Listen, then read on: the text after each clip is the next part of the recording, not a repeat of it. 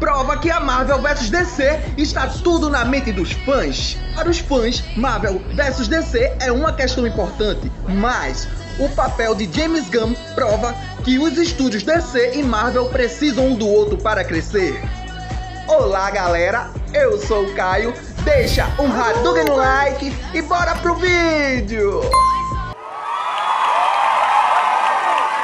DC vs Marvel, sem dúvida, o debate mais alto do entretenimento no momento. Mas o novo papel de James Gunn deixa claro que a competição está firmemente dentro da mente dos fãs e não nos estúdios. Gunn está provando sua capacidade de escrever e dirigir projetos de baixo orçamento, como Guardiões da Galáxia e Esquadrão Suicida.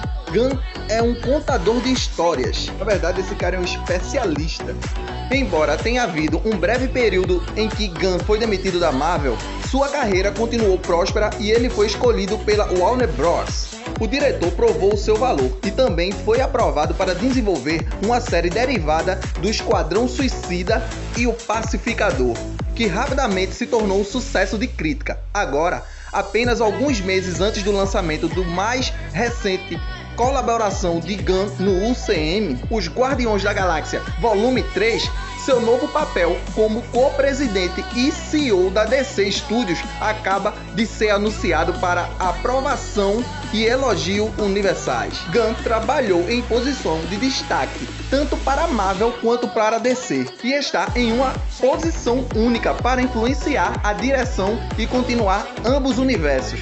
Tudo isso prova que nos bastidores, Marvel vs DC só existe na cabeça dos fãs. Agora, claro que existem diferenças óbvias, né? Desde tons, de fotos, as escolhas das histórias e o material de origem, né? Mas também há uma quantidade significativa de coisas que eles têm em comum.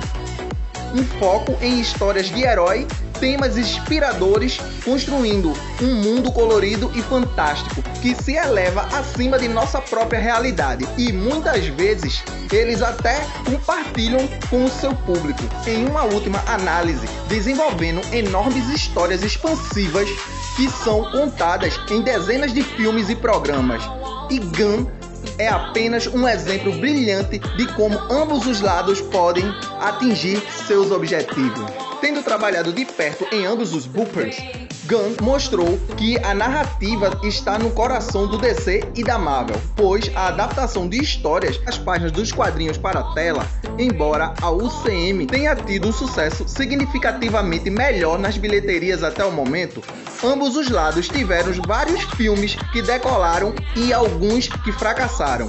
Gunn permanece próximo ao chefe da Marvel, o Kevin Feige, comprovado pelo fato de que Feige foi a primeira pessoa a quem ele contou sobre a nova posição. E é emocionante pensar que ambos poderiam juntar o seu cérebro coletivo para encontrar maneiras novas e criativas de construir um gênero de super-heróis. O gênero de super-heróis permanece relativamente moderno e certamente só começou a dar um passo na última década. Junto com a DC e o UCM, há também a Sony Spider-Verse e Iron-Verse e projetos adicionais da DC que não estão em seu trabalho principal. Cada um tem traços únicos que o tornam separados e distintos e oferece experiências diferentes aos espectadores. Ao meu ver, uma precisa da outra e vice-versa. A variedade permite que cada estúdio desafie e expanda a inovação, a criatividade e continue tendo que contar histórias de novas maneiras e agitar uma fórmula diferente. Se a Marvel e a DC tivessem apenas competindo consigo mesma, não haveria necessidade de ser criativo ou explorar talentos brilhantes para moldar o futuro do seu universo. Mas me conta aí, você torce mais pro filme da Marvel ou da DC?